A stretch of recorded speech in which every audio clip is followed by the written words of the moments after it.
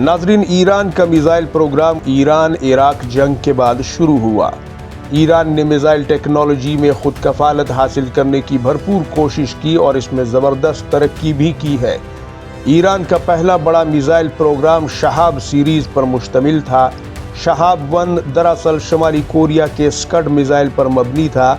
शहाब 3 की रेंज तकरीबन 2000 किलोमीटर तक बताई जाती है। इसी तरह ईरान ने कद्र नामी मिसाइल भी तैयार किया, जो कि शहाब 3 का एक अपग्रेडेड वर्जन था। खरमशार ईरान का एक दरमियानी फासले तक, जो कि 3000 किलोमीटर तक मार कर सकता है, एक ख़तरनाक मिसाइल है। ईरान ने 2022 में दावा किया कि उसने हाइपरसोनिक मिसाइल तैयार किया है और बाद में फतेह 1 और फतेह 2 के नाम से उसके हाइपरसोनिक मिसाइल दुनिया के सामने भी आए, जो कि यकीनन एक बहुत बड़ी छलांग थी मिसाइल टेक्नोलॉजी में, जो कि ईरान ने हासिल की।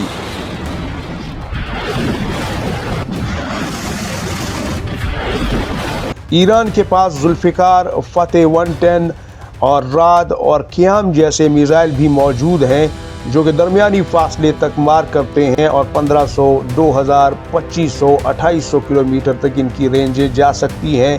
ईरान के मिसाइल ज़मीनी प्लेटफॉर्म से ज़्यादातर लॉन्च किए जाते हैं।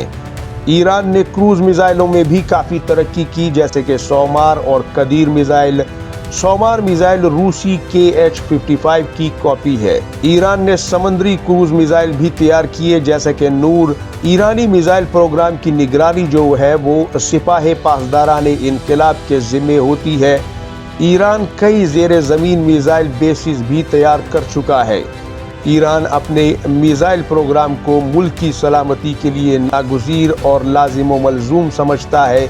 ईरान ने मिसाइल तजर्बात में तेज़ी सन 2010 के बाद दिखाई और काफ़ी रफ्तार से वो मिसाइल टेक्नोलॉजी में आगे बढ़ता गया।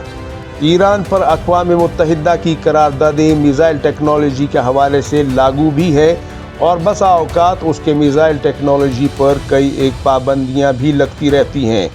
ईरान मिसाइल बनाने में मकामी इंडस्ट्री पर ज़्यादा इन्हिसार करता है, यानी लोकल और डोमेस्टिक प्रोडक्शन में ज़्यादा उसका अमल दखल होता है।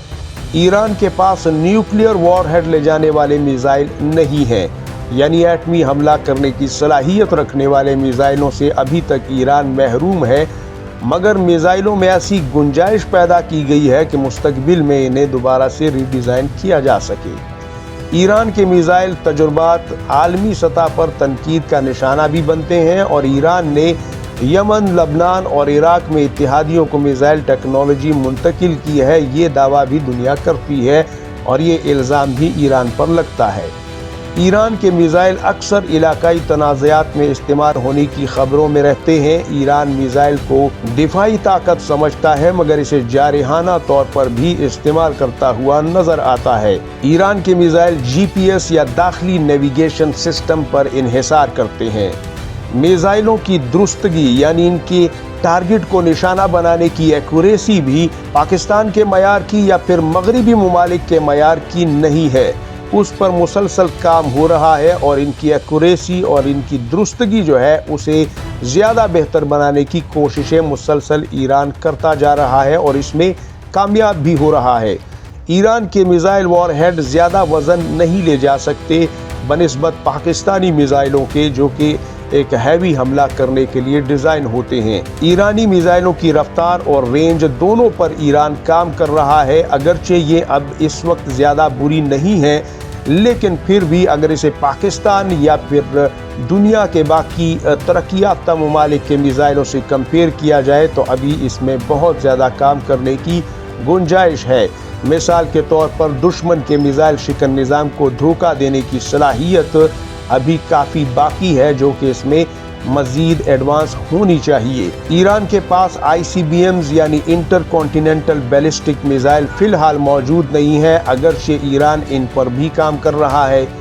ईरान ने हाइपरसोनिक टेक्नोलॉजी की रेस में जब कदम रखा तो इसे एक बड़ी कामयाबी तस्वुर किया गया और ईरान ने फतेह 1 और फतेह 2 मिसाइलों का कामयाब तजुर्बा दुनिया के सामने रखा और इसे एक बहुत बड़ी अचीवमेंट भी तस्वुर किया गया। ईरान अपने मिसाइल तजर्बात को दरअसल कौमी खुदमुख्तारी की अलामत के तौर पर पेश करता है। ईरान के मिसाइल प्रोग्राम को इसराइल और अमेरिका दुनिया के अमन के लिए खतरा तस्वुर करते हैं, जबकि ईरान ऐसा नहीं समझता और वो कहता है कि ये उसके दिफा की जमानत है। ईरान ने खुदकार मिसाइल लॉन्च सिस्टम्स पर भी बहुत काम किया। ईरान के क्रूज मिसाइल समुद्री तनसीबात को निशाना बनाने के लिए इंतहाई अहम समझे जाते हैं। इसी तरह ईरान ने एयर डिफेंस सिस्टम्स यानी मिसाइल शिकन निज़ामों में भी काफ़ी कामयाबी हासिल की, जैसे कि बावर 373 जो मिसाइल सिस्टम निज़ाम है, ये दुश्मन के तैयारों, ड्रोन तैयारों या फिर उसके मिसाइलों को रोकने के लिए एक मिसाइल शिकन निज़ाम, एक एयर डिफेंस सिस्टम है जो कि निहायत कामयाब रहा है और ईरान ने इसे मकामी सतह पर तैयार किया है और यकीनन रूस जैसे मुल्कों से इसमें मदद भी ली गई होगी। ईरान हालिया बरसों में कम रेंज के मिसाइलों पर भी जोर दे रहा है ताकि कम रेंज के मिसाइल कम खर्चे में तैयार हों और उन्हें एक बड़ी तादाद में दुश्मन की बढ़ती हुई फौजी नफरी पर फायर किया जा सके या फिर उसके अहम तरीन तनसीबात पर इन्हें दर्जनों और सैकड़ों के हिसाब से एक साथ फायर किया जाए।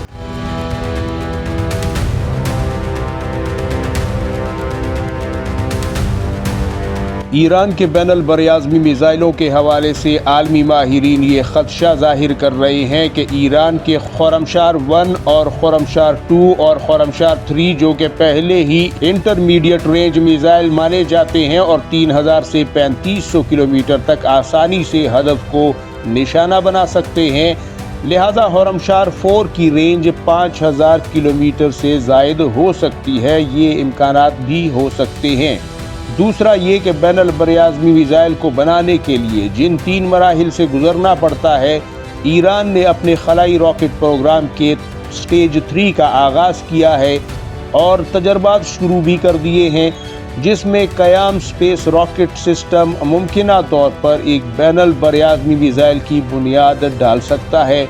ईरान हालिया तौर पर चूँकि अपने खलाई प्रोग्राम के लिए सफ़ीर, सीमर्ग और क़याम 100 रॉकेट बज़ाहिर खला में सैटेलाइट लॉन्च के लिए रवाना कर चुका है, लेकिन जो रॉकेट सिस्टम खला तक पहुंच सकते हैं उन्हें कल को ICBM यानी बैनुल बरआज़मी मिसाइलों में तब्दील भी किया जा सकता है।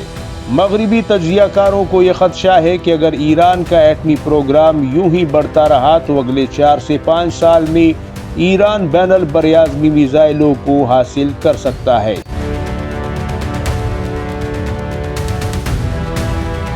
इस हवाले से आप अपनी कीमती राय कमेंट सेक्शन में ज़रूर दीजिएगा। क्या ईरान बैनुल बरआज़मी मिसाइलों को हासिल कर चुका है या फिर हासिल करने के करीब है? क्या उसे बैनुल बरआज़मी मिसाइल बनाने चाहिए या नहीं बनाने चाहिए? अपनी राय ज़रूर दीजिएगा। याद रहे कि हाइपरसोनिक मिसाइल आवाज़ की रफ्तार से 5 गुना से 24 गुना ज़्यादा तेज़ रफ्तार से परवास करते हैं। आपको ये बताना चाहूँगा कि आवाज़ की रफ्तार मैक 1 होती है, यानी 1236 किलोमीटर फ़ी घंटा।